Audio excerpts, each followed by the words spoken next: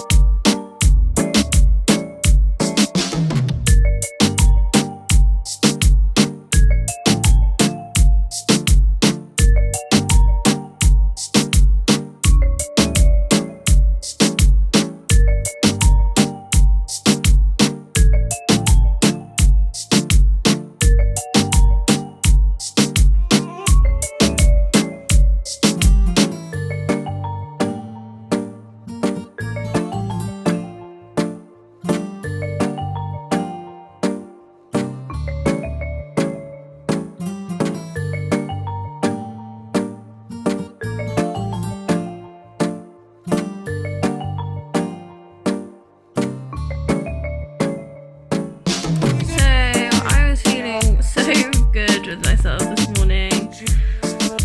I got up, I did some bullet journal, and I finished the bullet journal and just felt so tired again. And I hate it because I'm not like this in real life, and I know it's jet lag, and I know anybody who knows me really well knows I'm stupidly hard on myself. So I'm there setting myself up for these high expectations of, okay, you're going to be fine, you can go out, not go out, but you can go and do some bullet journal, and I think you'll be feeling a lot better today, and it'll be really, really great. And then I do bullet journal for half an hour, and then I'm just dead to the world with my tea on my on my iPad resting, and I'm cuddling Coochie and watching The Nanny, and I'm having a moment where I just feel really rubbish, and oh god, it's just really annoying. I hate jet lag. I really, really hate jet lag. My cousin posted on my video last night, Blanchy, thank you. I really appreciated that message. I know, it's just so easy to... there's nobody even to compare myself to. I'm being so stupid right now. You know, I think I need to do one of my little therapy sheets where I'm like, okay, why am I being more hard on myself what am I thinking? Or you're being useless because you're not doing anything with your life. Okay, fair enough. How does that make you feel? Okay, well, it makes me feel really disappointed in myself, really sad, really angry at myself, not happy. And then I need to engage my human brain, not my chimp brain. This probably all sounds like gobbledygook right now, but my human brain needs to kick itself into gear and say, hey, you know what? You're 8 hours away from home. You're ahead. And actually, right now, for you, it is... So it's 20 past 8 here, which means it's 20 past midnight at home, which is actually, you know, late for me. And when I woke up at 4 o'clock this morning, I phoned my sister and spoke to her, and it was 8 o'clock there. And of course I'm going to be wide awake at that point because it's 8 o'clock at home and I'm usually wide awake. And I'm just not over my jet lag yet, and that's okay. There's no like expectation of when I should suddenly feel better about something. I just need to remind myself that there's nobody judging me except me, and give myself a break. I think I'm allowed to lie in bed and not do anything if I'm feeling tired. Boredom has struck. It has actually struck. Huzzah. I've just been watching The Nanny all morning, which is so fun. But yeah, it's just really difficult actually to try and motivate myself to do things because I am so tired. But then I'm also at the same time really bored because I've got nothing to do because I'm so tired. It's just a no-win situation, which is really frustrating. Really, really frustrating. So I might play some computer games this afternoon, maybe. I might do something else. The boredom has struck.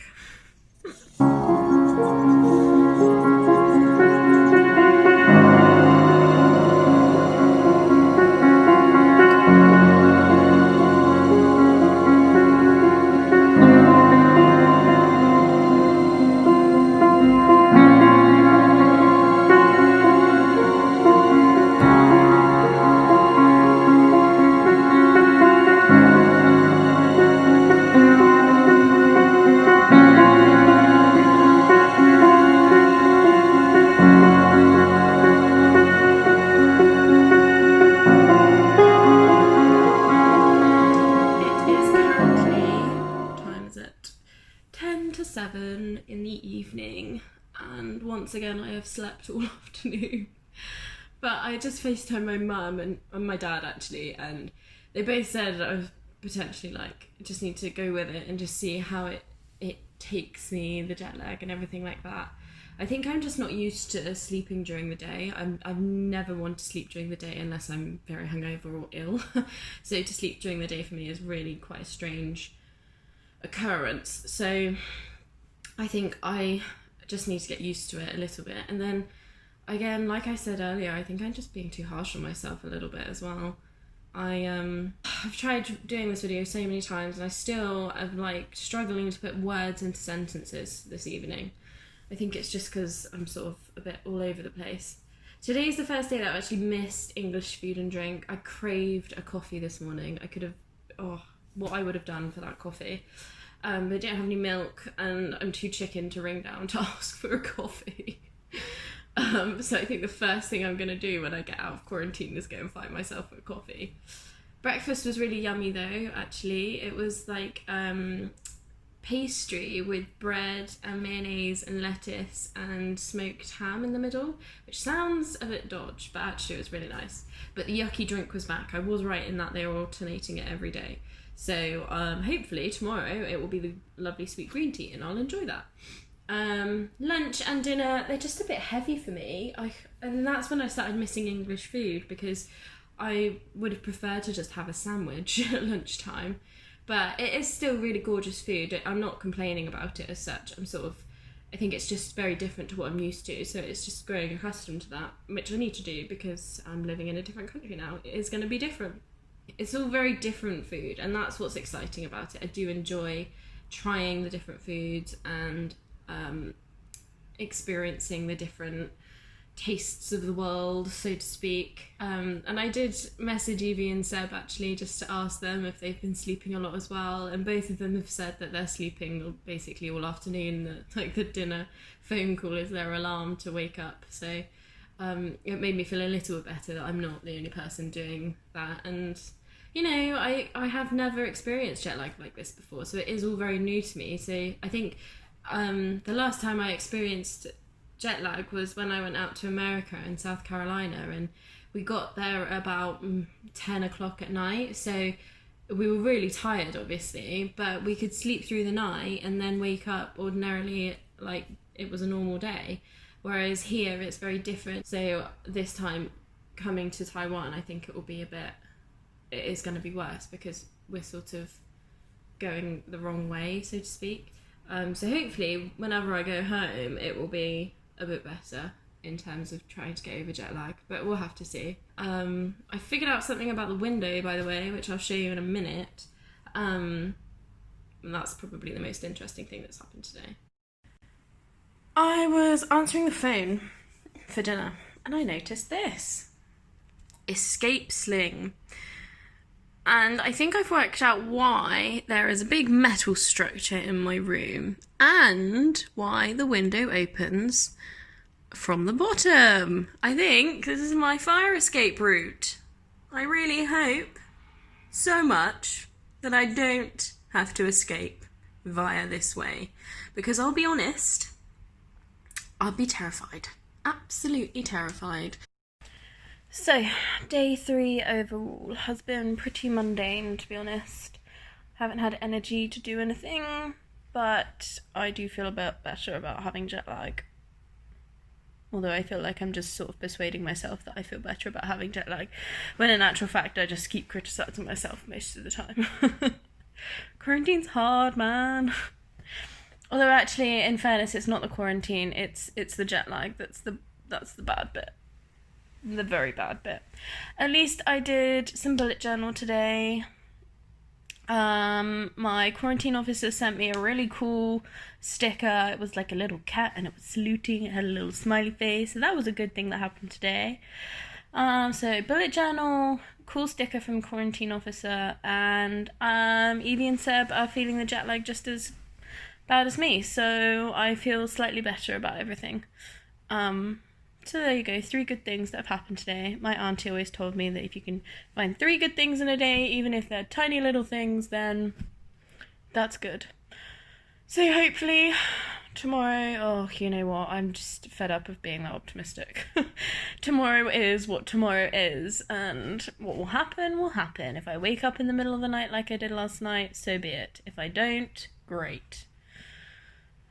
I did sleep most of the afternoon though, and my mum was my wake-up call. My dad was my pre-wake-up call, so yeah, actually, okay, for I'm just gonna deal with the fact that I'm probably gonna wake up at 4 in the morning again, but there we go, never mind. Yay. I also just want, like, something stodgy. Like, that sandwich this morning was so good, and I forgot how much I love bread, and I haven't had bread. Okay, I had bread this morning. I've had bread recently, but my breakfast go-to is toast, and I've given up trying to have other things because it just doesn't satisfy me. I need my toast in the mornings. Toast and a coffee or a tea, and I'm good to go. And today was the first thing that I had that was, like, resembling some sort of toast, so that's cool. That was really nice, and it sort of, like, sparked a little, oh, I need more toast, I think.